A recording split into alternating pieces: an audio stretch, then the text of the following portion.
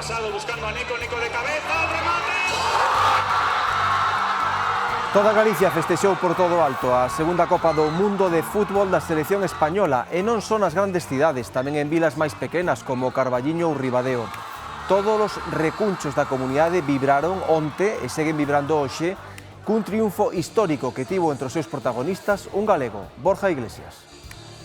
Sufrimos hace 16 años, yo sufrí hace 16 años y hoy otra vez, pero ha merecido la pena, ha merecido la pena. De fútbol no tengo mucha idea, pero claro, el ambiente, como se vivía con tantísima emoción, era, bueno, o sea, teníamos que ganar y ganar porque para mí fuimos muy superiores. Fue muy emocionante. Mira, nosotros tenemos hasta un perro y se nos meó y todo, de los gritos en el bar.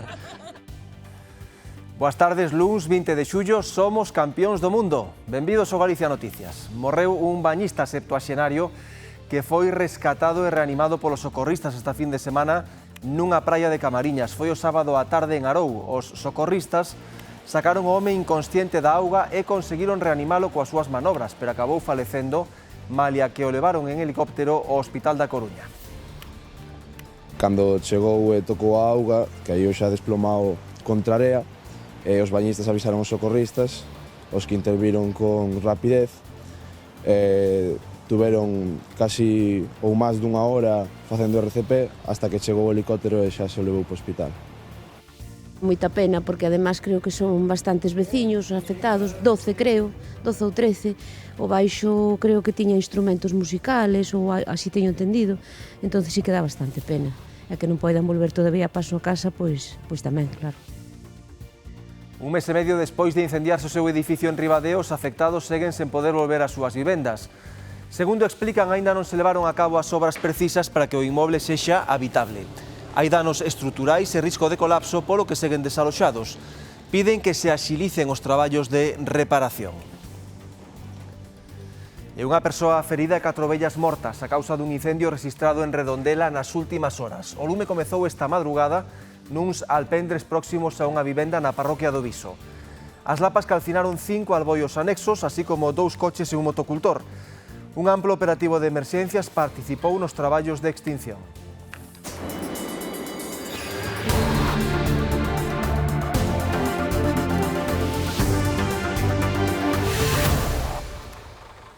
Nova fin de semana con mortos nas estradas galegas. Unha saída de vía este domingo no concello lugués de Trabada saldouse co falecemento do condutor, un home de 58 anos.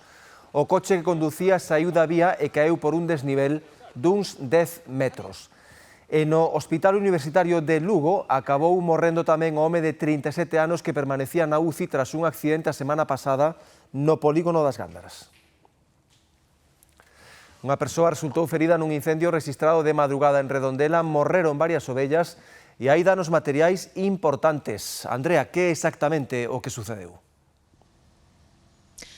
Pois contra as 3 da mañá, por causas que ainda se descoñecen, diversos galpóns empezaron a arder aquí a carón desta vivenda en Redondela, concretamente na parroquia do Viso. Un home resultou ferido, o fillo dos propietarios desta vivenda, desta finca, pero segundo nos comentaron, están ben, iso sí, con diversas feridas, iso sí, faleceron diversas ovellas, tamén algunhas galiñas que se atopaban aquí a carón destes alpendres. Tamén afectados 2 vehículos, un motocultor e outros utensilios que se atopaban na zona. Din os propietarios que o problema foi que se tardou moito en sufocar este incendio porque dende que chamaron até que chegaron os bombeiros pasou bastante tempo porque viñan dendo Porriño.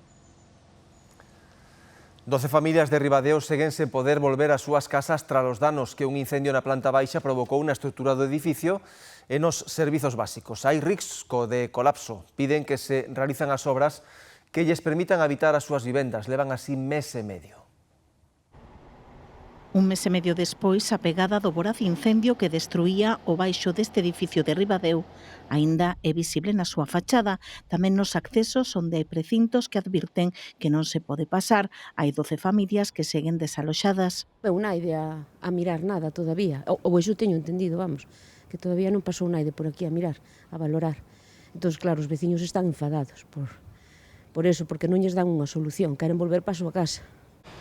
O incendio foi nunha imprenta próxima, foi de alto risco pola gran carga térmica polo material que ardeu. Os bombeiros rexistraron temperaturas de máis de 250 graus e tardaron 2 días en dar por concluída a intervención. Eu cando vin eso, ainda vou vexo desde arriba e impresióname velo, ver ese negro aí todo, sí, porque foi horrible. O incendio provocou importantes danos estructurais, hai risco de colapso, hai que apuntalar terrazas e garaxes e tampouco funcionan as instalacións comúns, hai que cambiar as tubaxes que arderon. Os veciños foron acondicionando as súas vivendas de portas para dentro, pero seguen sen poder volver a elas. Sino que lles deu unha solución. Se hai que apuntalar, pois que apuntalen. Ademais, creo que tampouco non funcionan as conducións da agua e da electricidade, creo que non tenen agua e electricidade, que se abren as duchas, pois que lles cae a auga abaixo no sótano, entonces eso hai que mirarlo, e hai que mirarlo xa. Os técnicos din que o edificio é inhabitable e que a situación pode demorarse. Eu cando vin, os coches estaban todos golpeados, machacados, todos rotos, cristales, focos, chapa, pero depois con un coche se había golpeado varios, incluso aquí quedou o coche parado e saliu, acto seguido viu con unha furgoneta e empezou a destrozar xa o que quedaba aí. Comenta é que estorban os coches que aparcan por aquí na calle porque a vivenda desta creo que é del. Hai rapaces pequenos, hai xente maior que pasa por aquí a menudo, chega o tipo co cable cruzado e que faz? Continúa a busca do home desaparecido en Culleredo dende o pasado venres. A Garda Civil mantén activado o operativo para tratar de localizar a José Manuel Baeza Durán. Trátase dun veciño de 67 anos desa localidade. A súa desaparición considérase de risco alto debido ao seu estado de saúde. Cando saiu da casa levaba un pantalón curto de pixama azul e unha camisola gris. Non levaba documentación, nin cartos, nin teléfono móvil. Final tráxico pro rescate dun bañista nunha praia de Camariñas que acabou falecendo malia que os socorristas chegaron a reanimalo sobre a area. Reyes, contanos como foi. Si, o home, que era habitual desta praia de Arou, camiñaba cara ao mar para darse un baño. O pouco de entrar na auga sufriu unha indisposición, caeu e quedou abollando boca abaixo. Varios bañistas que viron a escena alertaron os socorristas que rapidamente se achegaron á beira. Realizáronlle a reanimación cardiopulmonar durante máis dunha hora e o home duns 80 anos logrou recuperar as súas constantes vitais, malia que seguía inconsciente. Finalmente foi evacuado polo helicóptero do 061 Ochoac, onde faleceu pouco despois. Un veciño daqui da Ponte do Porto, habitual da playa, realizábase un baño, e cando chegou e tocou a auga, que aí xa desplomado contra a area, e os bañistas avisaron os socorristas, os que interviron con rapidez, tuveron casi ou máis dunha hora facendo RCP hasta que chegou o helicóptero e xa se o levou para o hospital. Algo respiraba, pero os sanitarios non podemos facer nada. Na desembocadura do Miño prosegue a busca do mozo que desapareceu onte no río. Efectivos españois e portugueses traballan conxuntamente para atopalo. Lanchas e mergulladores da Policía Marítima de Camiña rastrexan dende onte o Miño na procura do mozo portugués de 23 anos que desapareceu no río cando pasaba unha xornada de lecer cos amigos.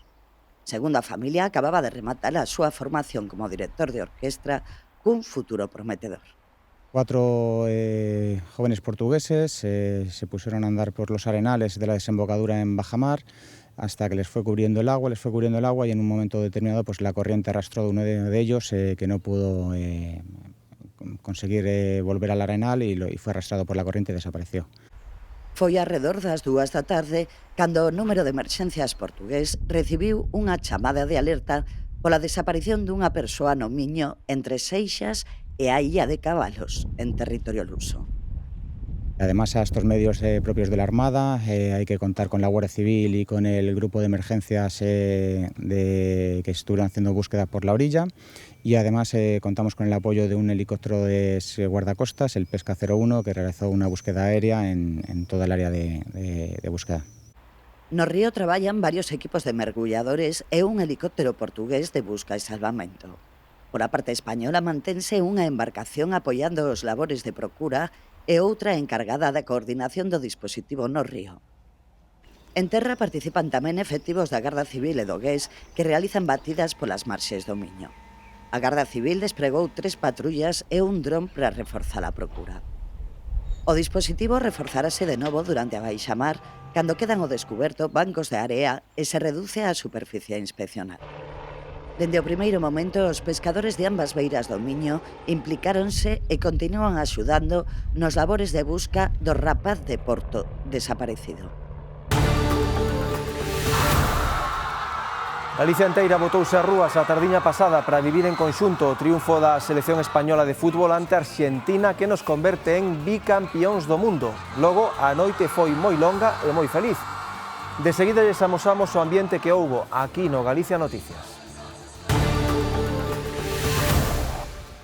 Un equipo da Galega está no aeroporto de Madrid para recibir o equipo gañador do Mundial de Fútbol 2026.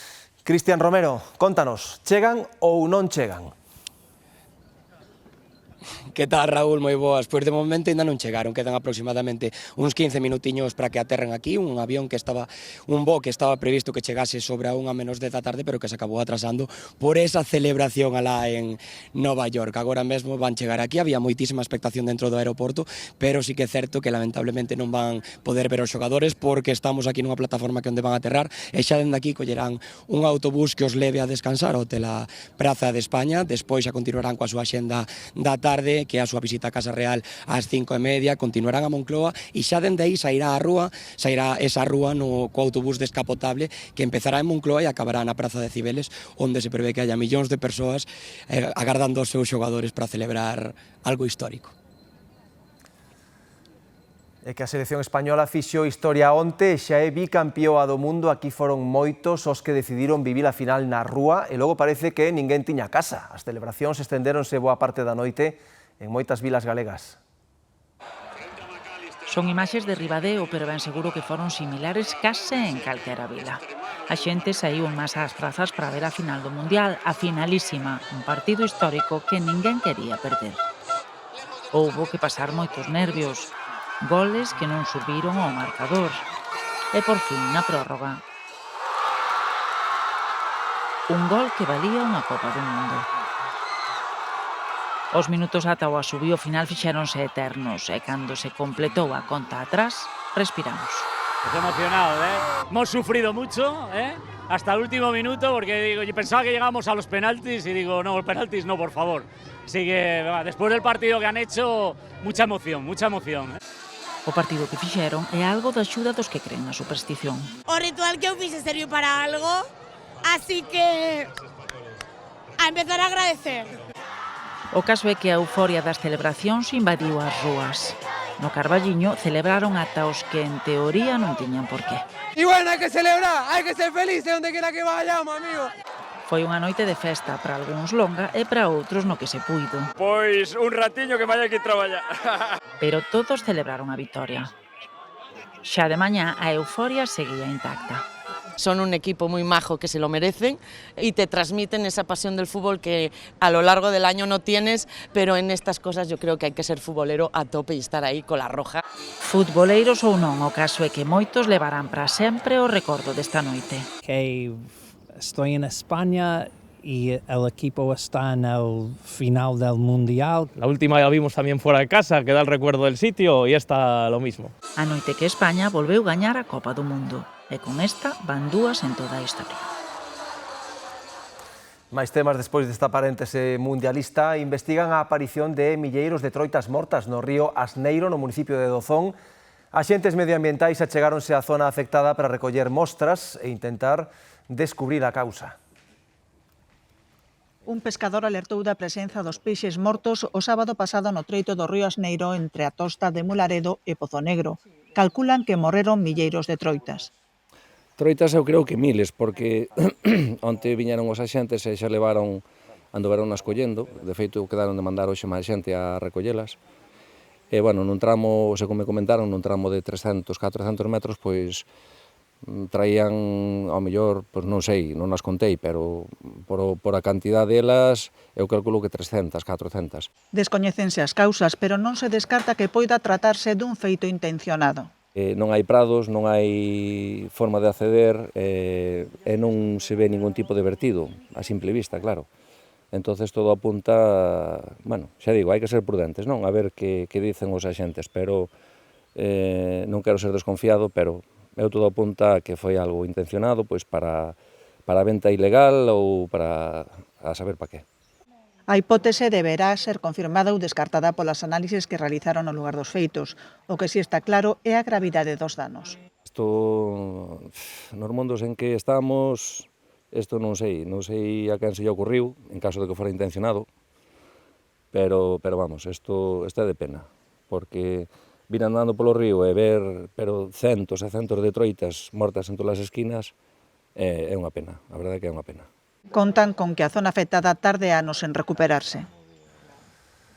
Pánico no camping do Terrón en Vilanova de Arousa despois dos ataques repetidos por parte dun veciño. O último, esta mesma fin de semana, disparou cunha escopeta de balotes dende a ventá e non contento, ás poucas horas estragou polo menos un coche aparcado diante da súa casa. Non foi a primeira vez. Son imaxes do primeiro ataque a primeiros de mes. Estragou canto coche pillou no camiño, incluído o seu mesmo. Una persona que sale de esa casa se mete hacia aquí hasta hacia el camino y con toda la velocidad del mundo va contra todos esos coches que están aparcados ahí. Su coche ya no andaba más ni para adelante ni para atrás porque lo dejó empotrado. Cogió, fue andando, sacó una Renault, una furgoneta, cogió, fue con toda la velocidad hasta allá adelante, pasó a los contenedores, marcha atrás, ¡bum! Vino contra mi coche que estaba aparcado ahí. Yo estaba aquí, viéndolo todo. Los coches estaban todos golpeados, machacados, todos rotos, cristales, focos, chapa. Sin coche, eu particularmente estou sin coche e agora se repetiu. Desta vez foi un pouco máis alá. Pola tarde estuvo con a escopeta de balíns disparando desde o balcón da súa casa ao aire, pero es que chegaban os balíns ás parcelas do camping e había nenos por ali e rozabanlle os pés. Había una familia aí de 2 niños y como que le rozó. Dije a mi madre, hoy de noche va a hacer de ellas. Y lo hizo. Repeteu, debía gustar o rollo e veña, que volveu co coche, pegou ya un que había aquí aparcado. Tamén lle viron arpóns nas ventas. Teñen medo tanto maiores como a cativos. Yo me estoy cagada de miedo aquí. Pero habrá que tomar cartas no asunto porque temos moito medo. Lle preocupa a todo o mundo, non? Que o aten ou que o garden, non sei. Pero algo terá que facer. Os nenos de 6 anos, 10 anos, o sábado pola noite estuveron a gritos, estuveron sin dormir porque estaban pois aterrorizados do que había pasado. A parte que tamén cando pasou ca furgoneta casi se leva 3 chavales, adolescentes que estaban sentados nun banco. O do Terrón é un camping familiar tranquilo con campistas de temporada dos que repiten cada ano, pero agora mesmo... Personalmente, non quero vir máis. E os nenos, de feito, se dice vámonos, que non queremos estar aquí. Temos moitísimo medo. Mi hija, de hecho, no quería marchar de aquí. Vive xusto en fronte do camping e colleu na cos donos veciños de toda a vida, sobre todo coa nai do propietario que hoxe mesmo foi presentar unha denuncia para pedir unha orde de amendamento. Sí, temos un vídeo do outro día onde está amenazando e chamando a gritos a miña nai, que, por exemplo, en xaneiro nos chamou ao camping, amenazando de que nos iba a prender fuego o camping. O suposto agresor sabe o que isto supón para o negocio porque el mesmo ten locais de hostalaría. Piden medidas urxentes antes de que haxe unha traxedia. Dan por feito que pasará. Veciños dos barrios da Ponte do 21 en Ourense piden o arranxo do túnel peonil que comunica a rúa Arnoia coa praza da estación intermodal. Denuncian que leva meses anegado, cheo de sucidade e que mesmo se teñen producido atracos no seu interior. Estamos na rúa Río Arnoia, na traseira da estación intermodal. Este túnel, de alrededor de 50 metros de longo, serve de atallo para comunicar os barrios da Ponte e o 21 e evitarlle os peóns dar un rodeo de aproximadamente 1 kilómetro. O problema é que está casi intransitable. Horrible, bastante mal. Sí. Eso tiña que tomar medidas, pero serias, porque senón... Eu antes pasaba todo moito por aí, porque nós vivimos aquí. E para ir ao ambulatorio quedábame, pero por aí non paso. Non me gusta moito a zona, o sea, pasar por ese túnel non me gustaría, non. O túnel comunica a rúa Río Arnoia coa praza da estación.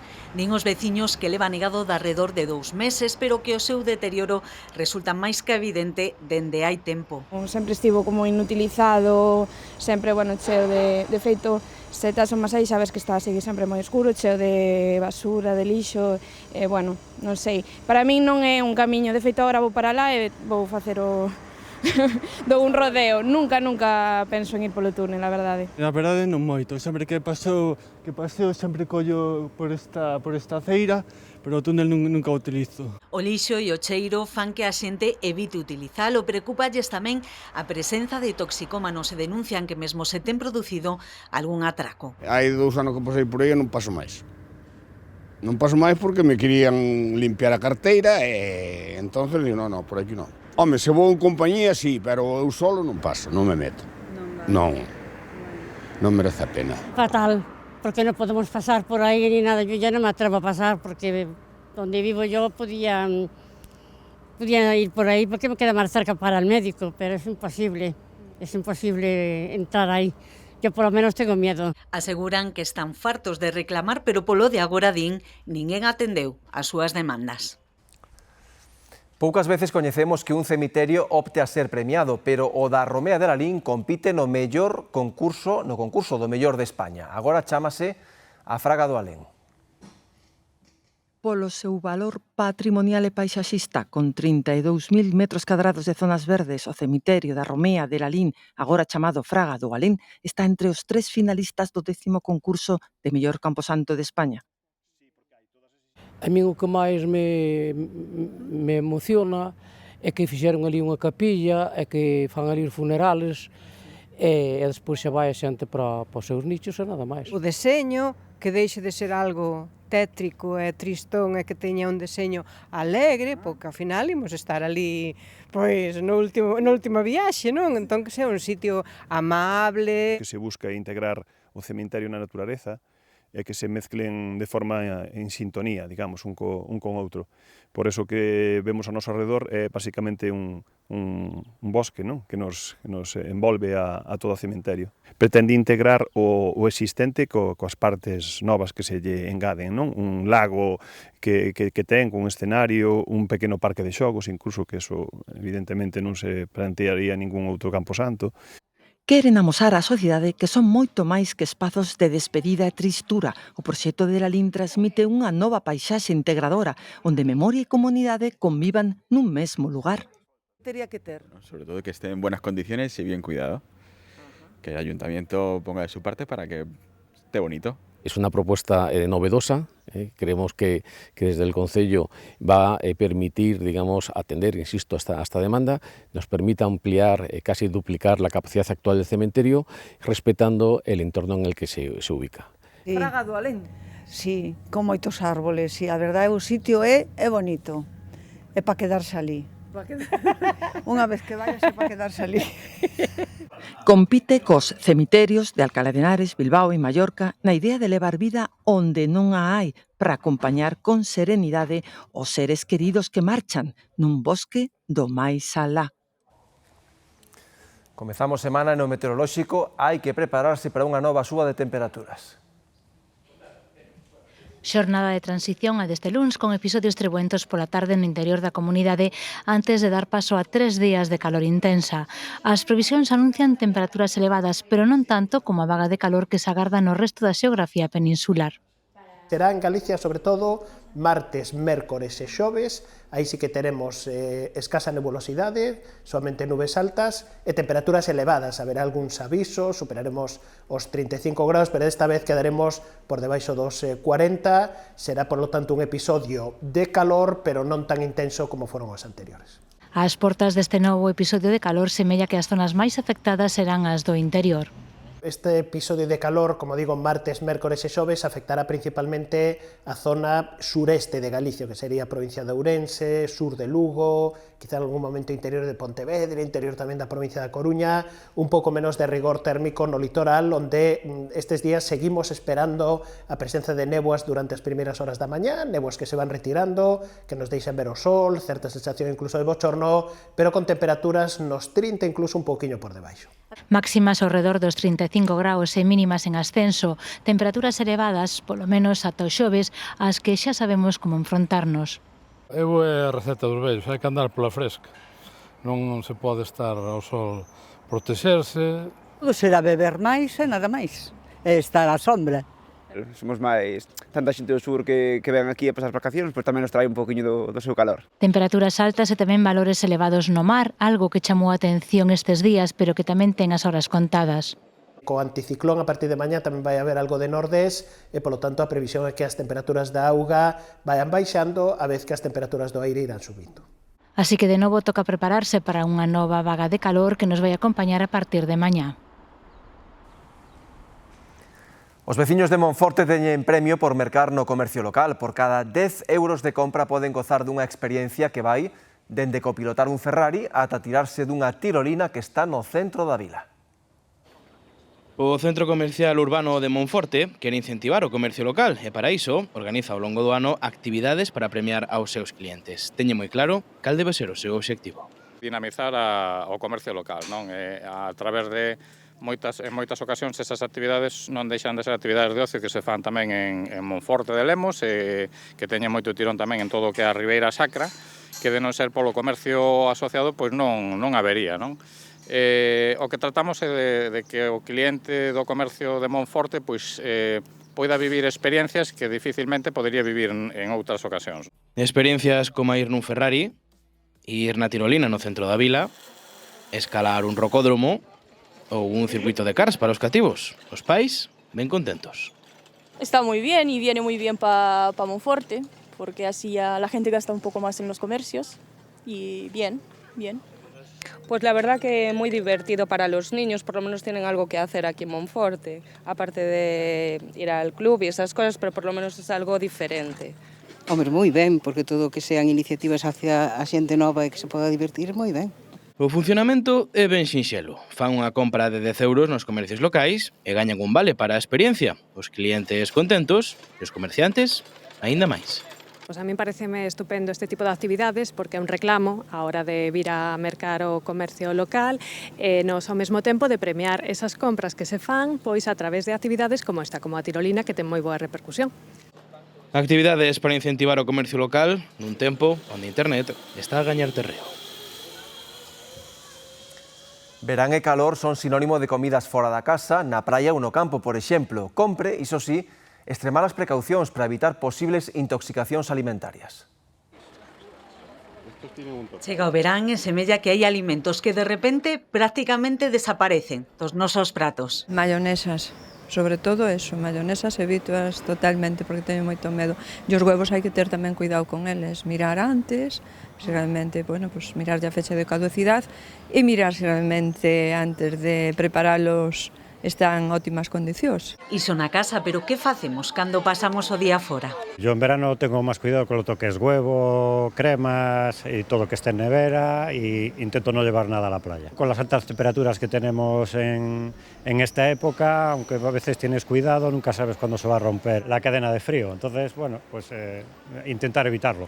Vais ampliando a listaxe, pero é verán, así que renunciamos tamén a algunhas tapas ou a comer determinados alimentos nun restaurante.